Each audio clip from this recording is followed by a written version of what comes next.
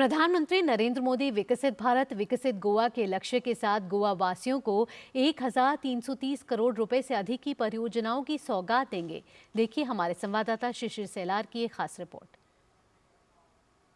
यात्रा के दौरान प्रधानमंत्री नरेंद्र मोदी गोवा वासियों के लिए 1,330 करोड़ रुपए से अधिक की परियोजनाओं का उद्घाटन और शिलान्यास करेंगे।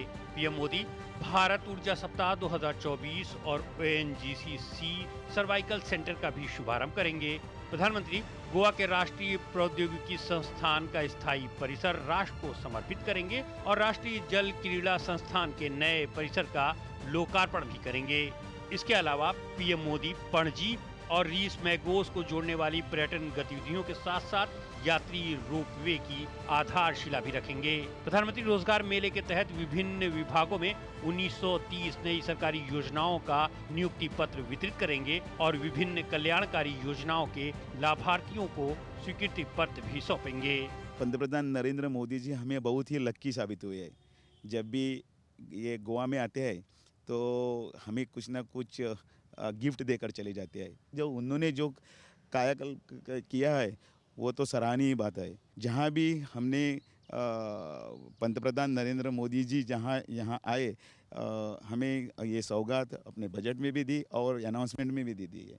तो मेरे ख्याल से हम बहुत ही भाग्यशाली है जब उनके पदस्पर्श हमारे गोवा में आते ही हमें कुछ ना कुछ तो मिल रहा है और गोवा एक ऊंचाई और अपने एक बुलंदी पर अपना नाम आगे बढ़ा रहा है। प्रधानमंत्री नरेंद्र मोदी दक्षिण गोवा में 100 TPD एकीकृत अपशिष्ट प्रबंधन सुविधा का भी उद्घाटन करेंगे। साथ ही दक्षिण गोवा में 100 MLD जल उपचार संयंत्र के निर्माण की आधारशिला भी रखेंगे। गोवा के विकास के लिए नई परियोजनाओं की शुरुआत को गोवा के युवा भी अच्छा कदम मानते हैं। NIT गोवा का इनॉग्रेशन हो रहा है। क्या होता है कि बहुत सारे जो यंग एस्पायरिंग इंजीनियर्स होते हैं वो गोवा के बाहर जा रहे हैं फॉर बेटर प्रोस्पेक्ट्स, कॉलेजेस के लिए, एडमिशन्स के लिए। उनको गोवा के अंदर ही एडमिशन्स मिल सकते हैं इन अ प्रीमियम इंस्टीट्यूट। इस तरीके से बहुत ज़्यादा फ़ायदा हो सकता है गोवा के यूथ को। प्रधानमंत्री ने हमें मुद्रा लोन दिया जैसे कि अपने पैर पे खड़े हो सकें और काफ़ी कुछ कंपनियां भी यहाँ पे आ चुकी हैं, जो प्राइवेट कंपनीज, जो हमें प्राइवेट जॉब अपॉर्चुनिटीज़ हमको यूथ को मिलती है और काफ़ी कुछ डेवलपमेंट हुआ है जो प्रधानमंत्री हमें दे चुके हैं, जैसे कि रोड्स कनेक्टिविटी ना, railways, airport. Tourism has grown in India and especially in Goa because Prime Minister Modi has focused basically in domestic tourism. After 2014 उससे पहले गोवा बस IFFI international film festival of India बस वही होस्ट करता था। After 2014 Goa में सबसे बड़ा एक कॉन्फ्रेंस हुआ जिसका नाम था ब्रिक्स। तो काफ़ी सारे अपॉर्चुनिटीज़ क्रिएट हुए लोकल जो आर्टिस्ट हैं उनके लिए। दरअसल बीते 10 साल के दौरान गोवा में विकास की नई परियोजनाओं ने गोवा का चेहरा बदल दिया है। बेहतर रोड कनेक्टिविटी हो या फिर प्रौद्योगिकी और शिक्षा संस्थान ने नई संस्थाओं का जुड़ना गोवा अब सिर्फ टूरिज्म डेस्टिनेशन ही नहीं बल्कि विकास का एक नया मॉडल भी पेश कर रहा है। इतने कई सालों में हमने देखा कि गोवा बदल रहा है और साथ ही साथ विकास के मापदंड को अगर देखा जाए तो उस पर भी खरा उतरने का प्रयास गोवा वासी और गोवा की सरकार इस वक्त कर रही है। शीर्षिलार, DD news, Madgaon. PM Modi अपनी गोवा यात्रा के दौरान राज्य को विकास के कई तोहफे देंगे। पीएम के दौरे पर राज्य के मुख्यमंत्री प्रमोद सावंत से बात की है हमारे संवाददाता शिशिर सेलार ने। प्रधानमंत्री गोवा आ रहे हैं और जब प्रधानमंत्री गोवा आते हैं तो उनके लिए खासा अनुभव होता है क्योंकि गोवा से उनका जुड़ाव काफ़ी पुराना है।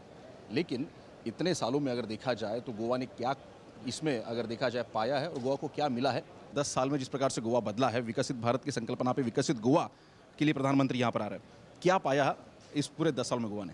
विकसित भारत विकसित गोवा इस संकल्पना 2047 की इस महारैली को एड्रेस करने के लिए माननीय प्रधानमंत्री नरेंद्र मोदी जी यहाँ पे आ रहे हैं। 3 प्रोजेक्ट का इनॉग्रेशन कर रहे हैं। 1, गवर्नमेंट ऑफ इंडिया की तरफ से जो NIT का फाउंडेशन स्टोन डाला था उसका प्रोजेक्ट लोकार्पण कर रहे हैं। नेशनल वाटर स्पोर्ट्स इंस्टीट्यूट का लोकार्पण हो रहा है और solid waste management plant Goa सरकार की तरफ से उसका भी इनॉग्रेशन माननीय प्रधानमंत्री जी के हस्ते हो रहा है। 3rd वन, 2 प्रोजेक्ट का फाउंडेशन स्टोन डाल रहे हैं। एक द रोपवे प्रोजेक्ट जो पेंजिम में हम कर रहे हैं टूरिज़्म के लिए, उसका फाउंडेशन स्टोन और पीडब्ल्यूडी की तरफ से यानी purification of the water plant which is approximately 450 crore of rupees project जो इंडस्ट्रियल और लोगों के लिए जो पानी देना है उसका भी फाउंडेशन स्टोन हो रहा है।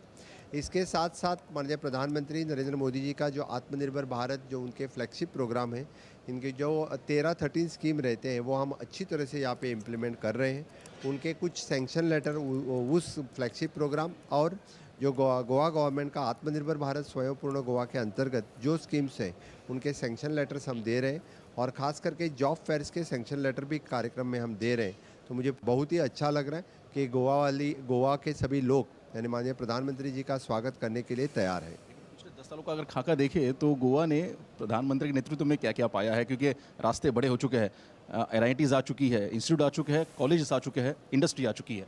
मैं कहने के लिए गया तो मुझे 1 घंटा भी कम पड़ेगा, इसलिए 10 साल में जितने सारे प्रोजेक्ट आया हैं उनका हम डिस्प्ले कर रहे हैं। माननीय मोदी जी आने से पहले टूरिज़्म प्रोजेक्ट से लेके रोड ब्रिजेस इंस्टीट्यूशंस इस तरह के ढेर सारे प्रोजेक्ट गोवा में आए हैं।